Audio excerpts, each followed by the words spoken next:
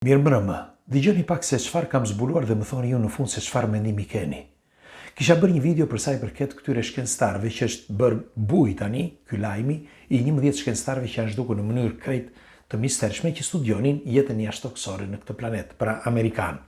Dhe FBI e ka bërë këtë lajm tani buj, por unë nuk e dija, por ka ndodhur edhe në vende të tjera, janë me qindra në mbar botën. Dhe pyetja është pse?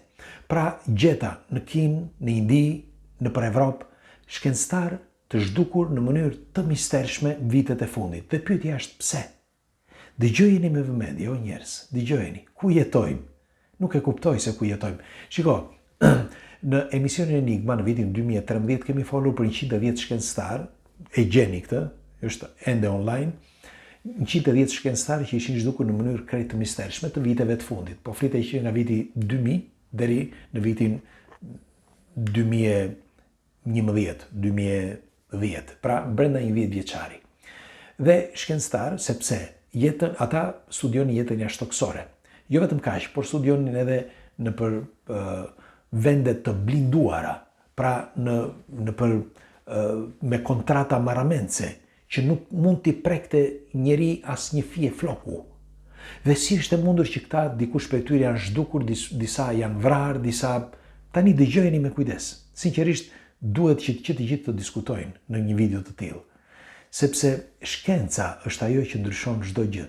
Sepse deri kur e thot Nadir Mura ose një pjesë tjetër e njerëzve, konspiracionist që i vlerësojnë si konspiracionist, çdo gjë është okej.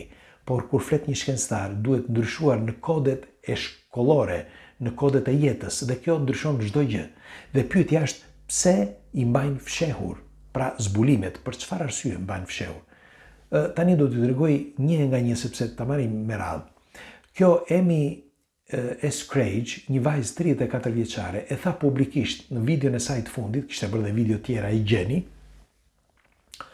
e tha publikisht që mua tha po kërkojnë që të më vrasin, dhe në qoftë se do më gjeni të vdekur, të mbani mend që unë nuk kam vrarë veten. Dhe ç'është e vërteta, e gjetën në vitin 2022 që ajo vrau veten. Pse duhet ta vriste veten?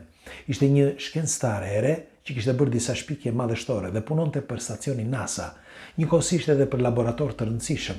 Ajo studionte propulsorët, studionte jetën jashtëtoksore dhe kishte zbuluar se në dimensionin ton dhe në gjithë dimensionet përreth nesh jetojnë disa specie që nuk janë njerëzore dhe futen në kontakt me mendjet e njerëzve. Pa teknologji, por me anë të ndërgjegjes universale, pra me anë të vibrimeve. E di që duket një fantazi, por e thot një shkencëtare, nuk është se e them unë po ja u përcjell, dhe nuk është e para që e thot. Dhe kjo thot që përveç kësaj kishte zbuluar një lloj sistemi me propulsor për udhëtimet jashtëtoksore. Dhe çuditërisht e mbyllën në sirtar. Dhe i thanë kësaj, kur filloi që të fliste publikisht, i thanë, e tregon, e gjeni edhe në video, Amy S. Craig, ose S. Craig. Okej? Kjo publikisht i tha që i thanë boll më tani. Boll. Mbyllë gojën, mos fol më. Sepse ajo vazhdonte të bënte video online, në Instagram, në YouTube, në Facebook, në TikTok. Dhe në fund fare e gjetën të vdekur. Pse duhet vriste veten? Për çfarë arsye? Sepse kishte arritur suksesin? Megjithatë, një tjetër, ndoshta e lexuat lajmin sot, një Matthew James Sullivan, 39 vjeç, që nuk përdorte, si shton, lexova artikullin disa artikuj, por njëri nga këta ku thoshte që familjarët deklarojnë që ai nuk përdorte kurrë droga. Dhe në fakt, këtë e gjetën me një overdose. Ky vdiq nga overdose. Dhe ishte dëshmitari kryesor për sa i përket jetës jashtëtoksore. Do shkonte në parlament, nga ata që kishte vendosur Donald Trump që të flisnin, do shkonte në parlament që të fliste. Dhe ky iku. Një tjetër, një profesor Nuno Loureiro, 47 vjeç. Ky vdiq thot në shtëpinë e tij. E qelluan thot në shtëpinë e tij. Një profesor, pse do ta qelloni në shtëpinë e tij? Kush do e qellonte? Do i shkallonte rrugës. Tjetra, një astrofizikant quhet Carl Krillmeier, Karl Krillmeier, 67 vjeç. Edhe ky është qelluar në shtëpinë e tij, në një periferi, në një fshat. Kishte shkuar atje pak për ca ditë, dhe ky i blinduar ky astrofizikanti. Pse duhet ta vrisnin? Për çfarë arsye në shtëpinë e tij? Tjetra, ky generali William Neil McCasla, si quhet mos e po e shoh, më falni, jam pa syze prandaj. Atëre, generali William Neil McCasland, 68 vjeç, missing, ka humbur. Ku iku ky? Do këtë iku me pushime, ndoshta. Nuk është gjetur më. Një shkencëtare tjetër e quajtur Monica Reyes, 60 vjeçe, shkoi për ekskursion dhe humbi në ekskursion. Shumë humbasi njerëzit, sepse ndodhë njëri ikën në ekskursion në për kodra që edhe i njeh mirë, por ndonjëherë humbet në për kodra. Dhe Anthony Chavas, i Laboratorit Nacional, ky një zotëri burr, 70 vjeç, edhe ky humbi. Nuk dihet se si. Një tjetër, shkencëtari i NASA-s, Michael Dave Hicks, died from unknown circumstances. Ka vdekur në mënyra të pakuptueshme.